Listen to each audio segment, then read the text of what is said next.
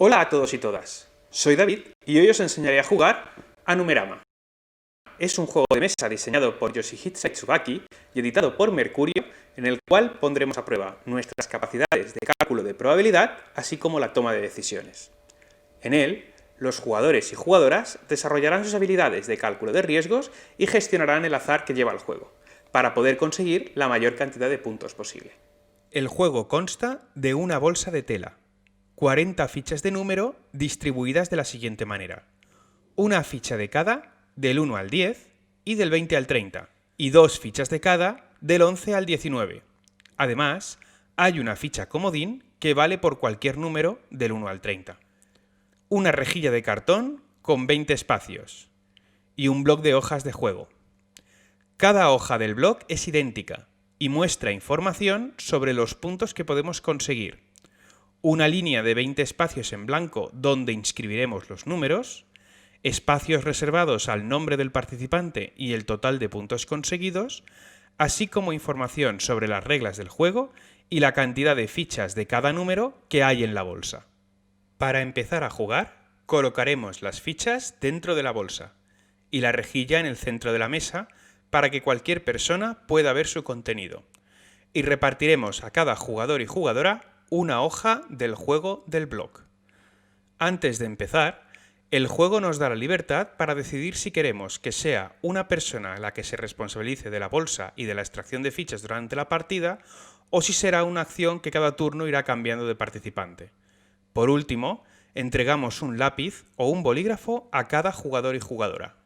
La partida constará de un total de 20 turnos, en cada uno de los cuales la persona responsable tendrá que sacar una ficha de la bolsa, mostrarla al grupo y decir en alto el número que contiene.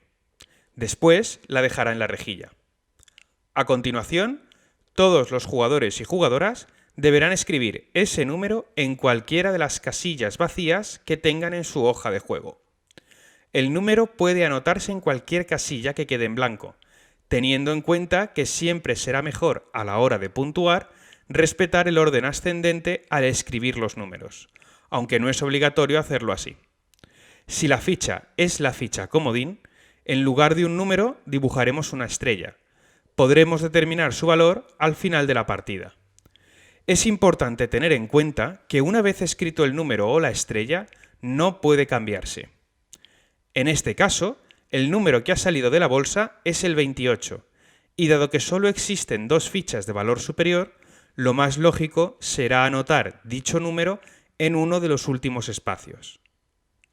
Una vez que todas las personas han anotado el número, comenzamos un nuevo turno, sacando otro número y repitiendo todo el proceso. Es importante recordar que nuestro objetivo es conseguir la secuencia de números en orden ascendente más larga posible. Por ello, tendremos que ir valorando en cada turno cuál será la casilla más conveniente en la que escribir el número mostrado. El juego termina cuando se completa la rejilla tras el 20º turno.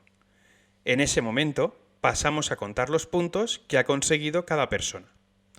Para ello, primero identificamos en la línea de números inscrita en la hoja aquellos números que forman una secuencia seguida ascendente, sean o no correlativos. Dos casillas con el mismo número se consideran dentro de la misma secuencia si están juntas. Una vez localizadas las secuencias, contamos cuántas casillas ocupa cada una y comprobamos cuántos puntos otorga de acuerdo con el listado de puntuaciones. En partidas normales, las secuencias de 6, 12 y 17 casillas otorgan 9, 35 y 85 puntos respectivamente.